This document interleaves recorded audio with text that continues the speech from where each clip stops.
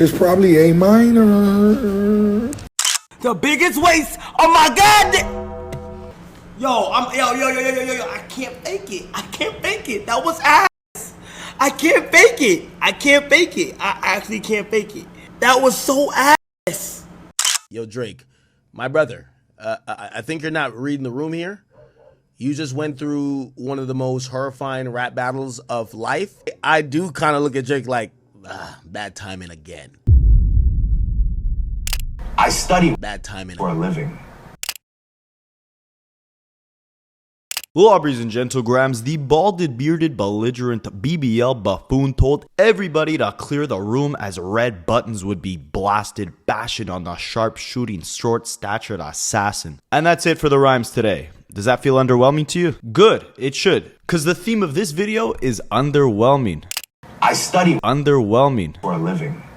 We got the big red button from the BBL buffoon, and it could not have been better if you hate Drake. I do want to show some love though to Quentin Miller, because I study Quentin Miller, for a living. if Drake still had him as a ghostwriter, we might have got some better music tonight. And in the big 2025, on the same night that we got Drake's red button of Iceman episode 3, Quentin Miller also dropped a song. And that one Quentin Miller song is better than any of the 3 songs that Drake dropped tonight. Let me know you need me, you my ride or die. I've been on the run for a very long time. Now, ladies and gentlegrams, it's felt like Drake's been on Iceman rollout mode for the last year and a half. I'll give him this. He's been extremely active ever since this beef with Kendrick Lamar, giving us arguably more music in the span of, what's a year plus half a year? 18 months? We've never got so much music from Drake in the span of 18 months. Especially not so many Lucy's, right? I do kind of look at Drake like, bad timing again. Right off the rip of the battle, we get the 100 Gigs website where he dropped, I believe, around 10 tracks. Most of them ended up making it to streaming platforms even though they were premiered on his website, but none of them really ended up making an impact on the charts. So the OV-Hos chalk it up to the fact that UMG is not giving him that big push, right? On that same Instagram account, when he was premiering all of those random Lucy songs, he also posted something that said, "We will win Game 2. What could Game 2 be? Could it be that big red button he's been teasing all the way back since 2023 when he said, when I push this red button, everybody's heaven gated? Could Game 2 be the second round of his efforts in trying to dethrone Kendrick Lamar? Or could Game 2 be the bigger fight against not just Kendrick, but the entire industry? Spicy. Don't get it confused. That lawsuit against UMG, against the music business, that is part of this rollout, as much as any of these Iceman episodes are. I study Lawsuit for a living. Think about when he dropped that lawsuit. That was dropped like a mixtape on the same week that Kendrick Lamar dropped GNX, immediately shifting the focus from, wow, Kendrick just put out this phenomenal body of work, to, wow, Drake just put out a historically career-shattering court document that could compromise the sanctity of rap battles and free speech in music. That same week that Kendrick dropped GNX, Drake made his live streaming debut. I know you guys hate the way I say debut. I'm a French Canadian, alright? Donne-moi un peu de grâce. Cut me a little bit of slack. But yeah, he got on live stream that week of GNX's release talking to XQC, who didn't even know his music. And it's on Scorpion. What's that? Wait, is that an album name? Yeah, yes. It's my name. It's my album. Because album names, I'm not a name guy. Okay, whatever, it's a song. So it's an older, right? Because it's an older album. Yeah. What color is the album Scorpion? What color is it? Black and gray. Man, I'm gonna make a fool of myself. Black and gray. It's headlines. Jaded. Close. Then he was gambling with Adin Ross on live stream. Then he was doing podcasts with Bobby Altov. He's really getting into his slumber party white girl bag, exploring different avenues in case, this rapping stuff doesn't work out for him. 5 days after the Super Bowl, we get the Sexy Sleepy Song album with PARTYNEXTDOOR, where he actually did what he has been trying to accomplish ever since this beef had ended, which was make a hit. He did so with Nokia, and to anyone who's going to say, I'm a biased Drake hater, no, I've been crapping on Drake because he's been dropping horrible music and horrible lawsuits, but take a look at what I had to say right when his Sexy Sleepy Song album dropped. I knew right away Nokia was going to be a hit, and I called a spade a spade. I said I liked the song. Then we get to another highlight. This is by far my favorite song off this album. This is a great Drake song. This is like everything I love from him It's him tapping into like some old Kanye style flows. The song's called Nokia, by the way. He's tapping into, you know, that touch the sky type of Kanye flow. And then he does this like auto-tune vocal stretch, exactly like how T-Pain used to do. But this is pretty good. This is pretty good. I don't love the repetitive hooks. I think there was a lot more he could have done with this production. But again, the production is great. And the beat switch is even better. He's got some like Brockhampton vibes going on the second beat. This is a new energy, you know, he's out the box. This is what I like. And yes, it's a little formulaic, especially when he keeps repeating the line, you know, I'm going to ice you out like Gretzky. Very Canadian. You really had TikTok in mind when you were concocting this, even though you're trying to kind of break boundaries a little bit with this type of song. But this song is really good. I just wanted to show you guys that because for the rest of this video, there might be a lot of crapping on Drake. I study Crapping on Drake for a living. So to anyone saying that, you know, I'm just a biased hater, no, I just showed you that when he makes good music, I'll give him the credit he deserves. But this Iceman episode 3, Big Red Button, man, this is not it, all right? With all of these Iceman episodes, Drake has been attempting to not necessarily bring the hits, but really get in his Kanye West or Kendrick Lamar, PG Lang type bag, where he's doing these theatric, minimalist, mysterious visual with, you know, intense focus on the different color schemes and the set design and the little, you know, Easter eggs sprinkled everywhere and the incorporation of random previews of music. And I said this a couple months ago when he did the first episode. I do think it's a creative approach in terms of, you know, get on a live stream, make it a bit more of an event when you're previewing new music, kind of making it like a long music video or like a mini movie. And I like how there's been a little bit of consistency within the storylines of each episode, I guess. But I don't know. I'm still on that Clips album. I study for a living. I don't know about you guys. They put on a masterclass of how to do a proper rollout. And it seems like Drake is trying to take a unique approach. But at the same time, A, the visuals are incredibly boring. And B, the music is absolutely horrible. So what is this all for? If you're trying to create these big moments, these big Iceman, high budget live streams all around the world, what is the intention behind this? Is it to tell some sort of story? You're not doing a great job because you've given us like 4 hours worth of like footage of just you live streaming in different places, but the settings are so minimal. There's absolutely no dialogue. It's hard to tell what's going on. Spicy. There's nothing really keeping people intrigued here, right? And then you would think, you know, these bland, monotonous, long, stretched out visuals would have a decent payout at the end with some strong music, but we're not getting that either. It seems like he's tossing the throwaways onto these Iceman episodes the same way he did onto the Plot Twist account. And I don't know if it's to test the waters. I don't know if it's to mess with UMG. Is this to troll his fans? Is this to troll the record label to say like, hey, I have one more album with you guys, but I'm going to give you like my worst music and then drop my good stuff once I'm off the label? Is he trying to pull a Frank Ocean Blonde with this thing? If you guys weren't around for that, essentially Frank Ocean signed a 2-album contract with Def Jam. So he released Channel Orange in 2012. And then by 2016, he was gearing up to drop his second album. He announced it to the world. So the world knew that the date of like whatever, July 2016 was the day he was releasing his second album.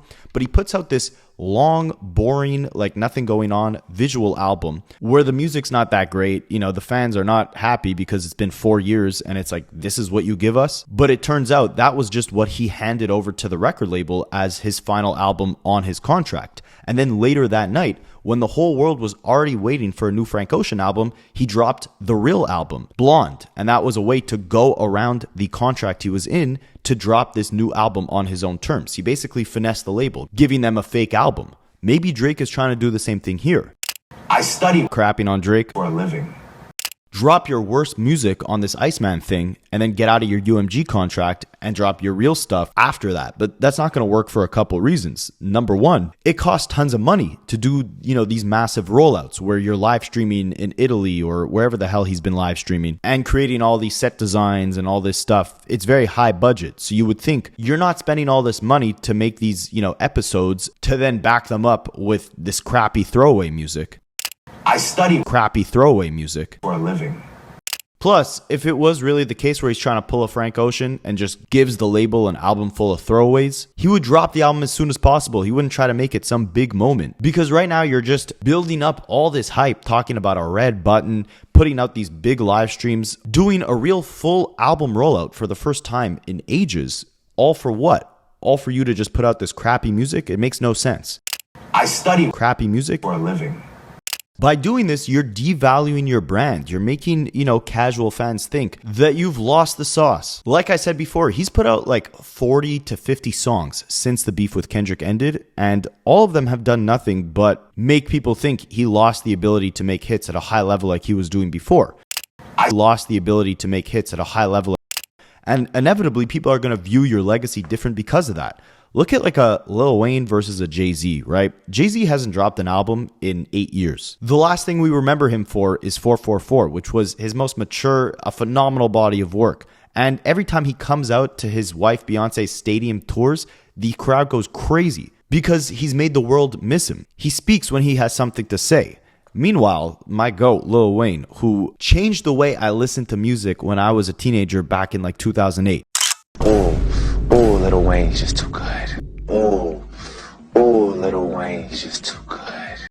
He was always about quantity over quality, but back then, the quality backed it up. At this point, he's still putting out the same amount of material, but simultaneously making the whole world view him differently because it's harder to remember the Carter 3, the Carter 2 as fondly when you now think about the Carter 6, right? You're devaluing the legacy you spent so long to build. And all this work he's been doing to try and connect with the youth, he's flushing it down the toilet because he has big live streamers like Kai Cenat tuning in to watch these Iceman episodes, and even he, who I believe is a friend of Drake, couldn't contain himself. He absolutely trashed this quote-unquote red button. The biggest waste of my god. Yo, I can't fake it. I can't fake it. That was ass. I can't fake it. I can't fake it. I actually can't fake it. That was so ass. Of course, Rick Ross had to jump into the mix and trash it too. Here's the name of the Aubrey album, White Man. For real? Damn, Champagne Poppy, they say them songs that you just streamed off your new project, White Man, say that shit ain't dope. The comments crazy. And then Kai Cenat, shout out to Kai Cenat, he kept it real. They said that Kai said that shit was ass. It's probably A minor. And overall, this is just some clown stuff, right? Like, you are just abusing your fans, making them think this is the red button. This is what's going to destroy and expose the entire industry. The OV hoes were celebrating. They're like, oh man, Jay-Z is announcing an album or teasing something. Justin Bieber announced a surprise album tonight. Lil Baby's about to drop an album tonight. UMG is pulling out all their cards to try and stop whatever Big La Brianna was about to do. Now the narrative is, oh, Drake pump faked UMG. Drake was messing with them because once they announced all these other projects that would take attention away from Drake's big red button on Iceman, that's when Drake knew he had to one-up them and destroy all the plans he had, all the big production crews to film this live stream with all this massive industry exposing music he was gonna drop. He just changed everything at the last second to instead preview some mid with Yeet. Yeet, of all people, that's the red button. 2 words for you, La Brianna. A minor. 2 words for you, La Brianna. Quentin Miller. In the big 2025, Quentin Miller is still putting out better music than you. Maybe it's time to call him back. Get rid of the gavels and get back on the ghostwriters. I study Ghostwriters for a living. All right, let's break this crap down. So the big red button, the big Iceman live stream, takes place in Italy at a building called Impianto Comunale Gestito da Circolo Bocciofilo P. Cazzialanza. I tried to translate this. It means something like a bowling club, where people go bowling. You're also getting these random shots of different buildings and of a pile of shaved ice, seemingly in the Iceman truck.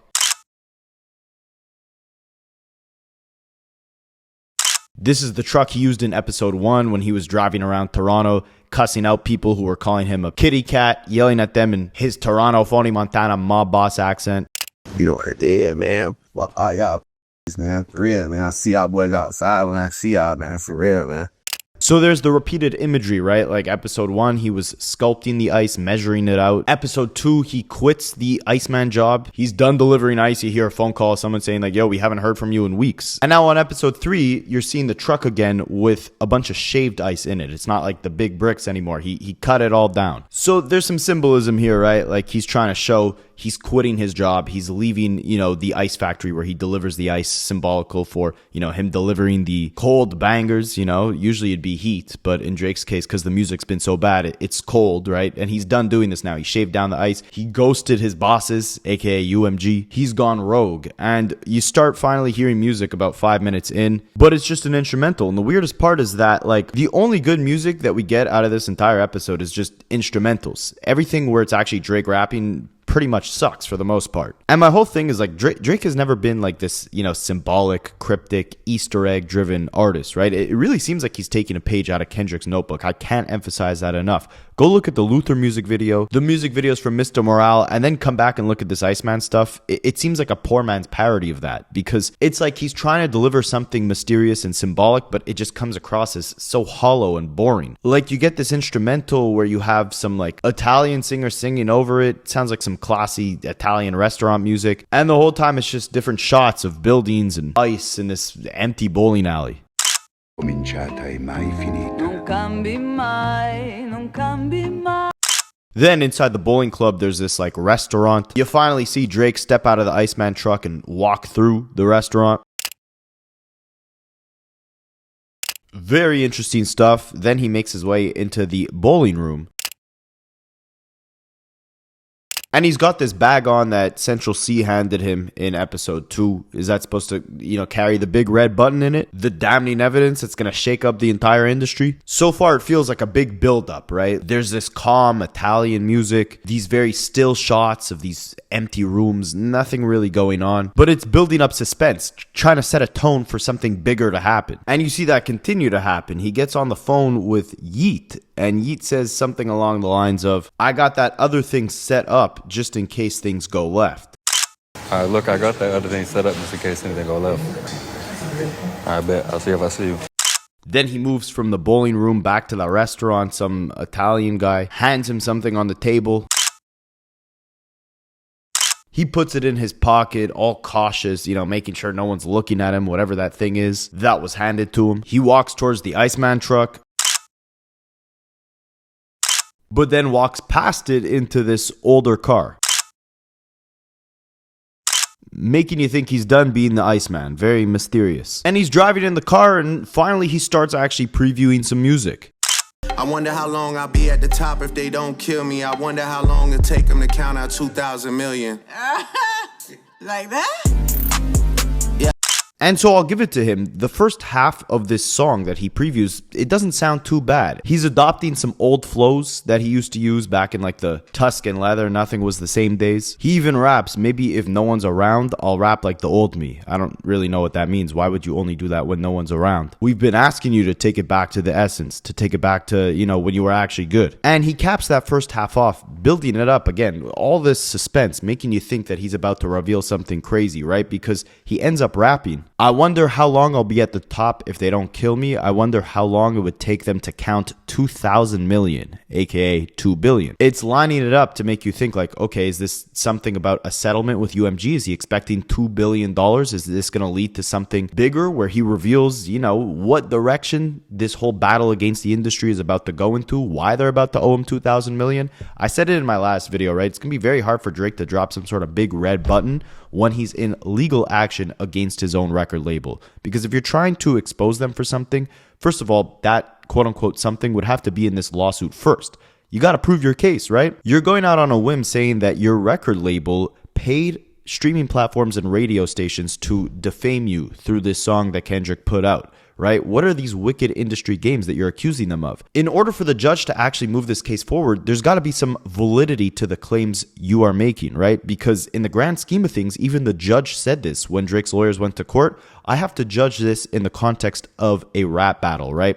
How am I going to say this is defamation when the purpose of Drake and Kendrick going back and forth was for both of them to destroy and dissect each other's character? You can't hold UMG out for releasing one of Kendrick's diss songs when they also released Drake's diss songs, and he was snapping at Kendrick just as hard, just not as good. So the whole basis of this thing, why Drake is doing this quote-unquote discovery where he's trying to get a bunch of documents from UMG, why he's requesting, information on Kendrick's kids, Dave Free, any info UMG might have about abuse allegations from Kendrick Lamar, all this insane information that Drake is requesting Can you do the math? It's because he doesn't have it. He's trying to get it from UMG. But if they actually end up giving him information that would help his case, aka expose the industry and prove he was right, that the industry tried to conspire against him to destroy his reputation and defame him, all that stuff is going to be written within his lawsuit. It's not going to be exposed to the world in an Iceman episode before it's exposed to the judge so she can move the case forward. I said that yesterday because all these OV hoes were talking crazy. Not even yesterday. This was an hour before the Iceman episode dropped. They said, in 1 hour, everything changes. We step into an entirely new world, an entirely new era. Artists will never be looked at the same. Lives will be changed, ruined. Iceman is coming for revenge. Or what about this one? Drake is about to give all of this footage over to major news outlets. I'm talking BBC, CNN, Fox News, ABC. Think of how the Diddy footage got released. Drake is going to give over this information anonymously and let the news networks broadcast this live. And I believe this will happen as the 3rd episode of Iceman goes down. You can't make this crap up, man. Like, they're sitting in their basement thinking that Drake is about to hand over career or industry-shattering information anonymously to major news networks as he premieres his Iceman 3 episode to completely dismantle the entire industry. If he really had that type of information and this big red button that all his fans were saying he had, don't you think instead of spending hundreds of thousands of dollars trying to subpoena higher-ups at Kendrick's team and at Interscope Records, he would instead just take that big red button of information that he had and put it into his lawsuit so the judge can actually move the case forward? Because right now she's like, hey, I think this was just a rap battle. Like, you're going to have to prove to me that there's a valid case for this actually being defamation. If Drake really had this big red button, you know, exposing Kendrick on the abuse allegations, let's say, or exposing all these big artists trying to conspire against him, all drop diss tracks at him at the same time, or exposing UMG for using the bots, he's not going to drop that in the Iceman episode. He's going to drop that in the lawsuit so the judge says, okay, you're right. Let's move your case forward, sir. Red button. The only big red button is Drake's sore butthole after his fans are done glazing it with all their nonsensical theories. Pissing me off. Anyways, this song that started off halfway decent, building up all the suspense, talking about, you know, $2 billion. How you going to count it? You're going to owe me $2 billion after I win this lawsuit. The beat then transitions into this like calm rage type of instrumental where he's rapping like a little baby or a NBA Youngboy or Yeet with this slurred out auto-tune trenched delivery. The only good bar in here is when he's actually crapping on himself, saying, I really did F up this summer, not the same way I F'd up last summer. At least he's acknowledging he F'd up last summer, but man, is this song just horrible. And it started off with this, you know, moody, dark, smooth type of beat. Drake is like actually kind of rapping, tapping into a pocket he used to use back in the day, and then it just transitions into a whole completely different vibe. I don't know how these two songs even blend together. He's just dragging out the same repetitive vocals, keeps saying like, for real, or that's just how I feel. I'm confused why he started this song rapping off very well and then just completely changed it up into something horrible. Kills the momentum he had. Then another beat comes on and he previews a second song, which doesn't sound terrible, but he's delivering it in this very monotonous flow. He's not really saying anything of substance here, just like sounding as angry, as petty, you know, holding the grudge for what happened last year, still harping on it, but not really, you know, opening up and really giving his true thoughts on what went down. He raps bars like, last year was funny, people had bear jokes, now they see me and they choke. Red boat, cashmere socks, cashmere coat. Last year was funny, niggas had. And he's like freestyling over this beat as he's driving. He also raps, they want to see me go, they want to see me broke. Completely back in that like victim mode, right? That he's been in basically for this entire rollout.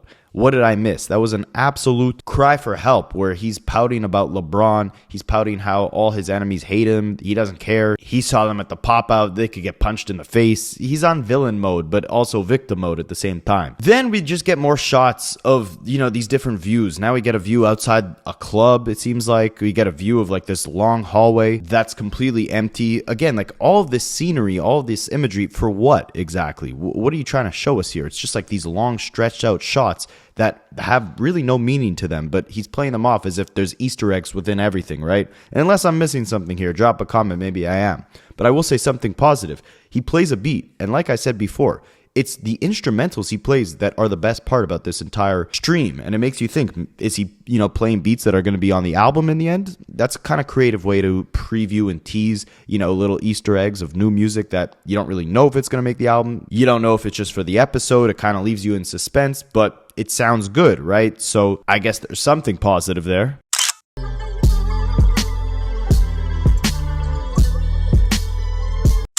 Like, you can't lie, that's a smooth, luxury sounding beat. Like, that sounds perfect for someone like Rick Ross. It's too bad he won't be on this project, though. He's calling it the White Man album, not the Iceman album. I'm calling it the Spice Man album. Drake is in his spicy, suing, fruity, phony Montana vibe. Then we get another instrumental. Again, sounds amazing. This might be my favorite one on here so far. This is perfect for someone to rap over. It's too bad there's just no rapping. Instead, we get a bunch of these people in Pinocchio costumes sitting around a dinner table. It's the same Pinocchio costume we saw in episode 2, I believe it was, where, people are theorizing it's meant to represent an industry puppet, right? What did he rap on one of those songs? Tired of you corporate industry puppets, I'm not in the mood.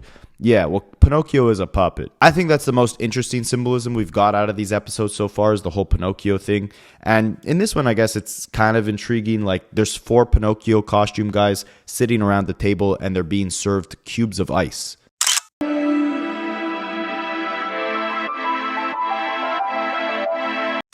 Again, it's a good beat, it's a decent concept, it's just dragging out way too long. There's absolutely nothing interesting here. And the Pinocchio dudes, they end up drawing out the words legacy in red paint on the table.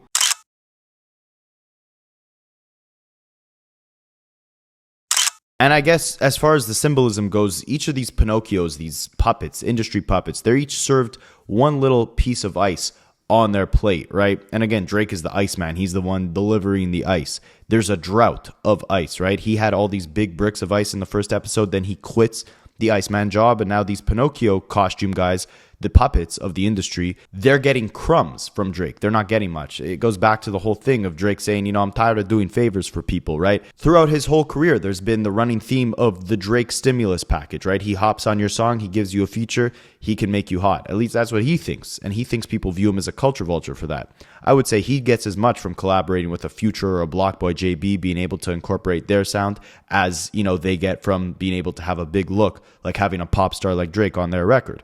But the whole point of this is basically, I'm assuming to say, these industry puppets are no longer getting those big bricks of ice, those big massive hits from me. They're getting crumbs at this point. And that's what their legacy will be. And remember, he's like running away from the Pinocchio costume people in this whole thing. So it's like he's running away from these guys. So the Pinocchio dudes, they just dump all the ice cubes onto the word legacy and they leave the table. Again, it's kind of interesting symbolism. It's just dragging out way too long. There's absolutely nothing of substance in this entire thing. It'd be a lot more powerful if he actually followed up all this symbolism with real good music. You get more shots of the same different buildings, the table with the word legacy on it. All of it feels like one long interlude. It's shot very professionally. It's expensive cameras that you could tell are filming this entire thing, but absolutely nothing is going on. It's completely pointless. And you're building up all this anticipation for what? To play beats and to drop these mediocre songs? Like the last episode, I didn't even review it. I'm only reviewing this one because this was supposed to be the big red button, right? So we're going to break it down so you guys can really see if this ended up being that massive, industry exposing red button. But on that last episode, he did the same symbolism crap and followed it up with what he thought was a club banger with Central C. What did I miss? Or what was it called? Which one? Completely underwhelming and fell off the charts the week after it debuted. And you'd think with this weird dark imagery that like something menacing is about to come, right? But no, he completely switches up the vibe and gives us this extremely weird dance routine that he's doing while he previews this like upbeat music that sounds absolutely awful and does not fit the mysterious vibe of the visuals at all.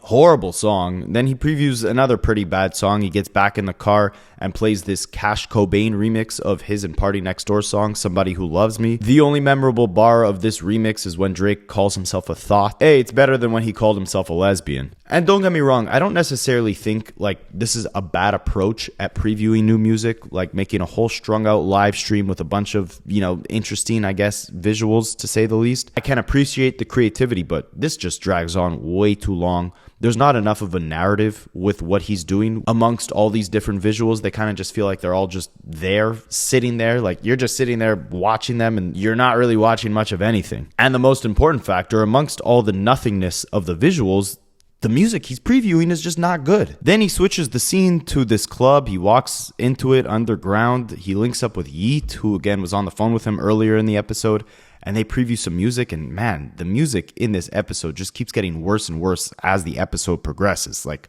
this is by far one of Drake's worst songs. I like what I saw, and so I cashed out your band. Hey, send me your band. It literally makes you think he's trolling with this entire lawsuit. Sorry, with this entire rollout or whatever. I keep getting the lawsuit stuck in my head. I can't get over it. But listen, we're here to judge the music, I guess, right? Should I be one of those creators that doesn't react to this Iceman crap? Let me know in the comments. You should see the OV hoes on Twitter, though. They are devastated with this. This is one of the most devastating nights of their life, and rightfully so, because Drake really just gave them a big middle finger up their bums. Between the Bobby Altov interview a couple days ago and now this, the big red button of absolute trash. Like, the red button was that Drake does not give two craps about his fans because he's just been delivering them awful garbage for the last year. And ultimately, like, the Pinocchio guy, he's running around the Iceman truck, he's causing a bunch of trouble, and he ends up linking up with Drake at the end of the episode. Well, not really linking up with him. More so, they're just cornering him and he kind of backs down and surrenders. And that's how it ends. That's really how this big red button ends. He surrenders to the industry puppets, the Pinocchios. The screen ends off saying RIP to Giorgio Armani. RIP. But I don't know if a legend like that wants something like this tied to his legacy. This is embarrassing. This is shameful to your fans. This is legacy destroying. This is your comeback album, and this is what you're giving us? Like I said before, this has been a year and a half of a rollout, right? That PND album that he gave us in February, that was part of this rollout. That was just to test the waters on, all right, I'm not going to come at you with some real bars at this point. I'm going to slow things down, give you some R&B records, some pop records, make, the ladies and the global audience I have remember why they liked me, give them the hits again, go back to the basics, distract the public a little bit, give you the 100 gigs, all the old footage so you remember what you loved me for back in the day. But at this point, like, you've announced the album is called Iceman. You're talking about it all the time. You've done multiple live streams in promotion of this record, and you're teasing it like this is the real deal thing, right? And you're putting these records onto streaming platforms after. What did I miss? Which one? The 2 songs from the first 2 episodes, those hit the streaming platforms. You were trying to make those hits. You failed. You're hyping up these episodes to be these big moments, and they come out with what? Mediocre music that fails to make an impact on the charts, and more importantly, fails to give your fans perspective on how you felt throughout the entire last year and a half. All you've been doing is making noise, making headlines for absolute buffoonery. You've done more talking to Aiden Ross, Bobby Altov, and Instagram than you have in your music. We still don't understand how you're feeling after this entire thing. Are you waiting for the lawsuit to tie it over before you actually start speaking on how you truly feel? If that's the case, then slow down releasing all this BS, right? You're just making your fans waste an hour and a half of their time dissecting these big red button episodes of your Iceman BS. But let me know what you guys think. Was this the big red button that you thought it would be? Or is the fall off inevitable? Let me know what you guys think, and I'll catch you in the next one.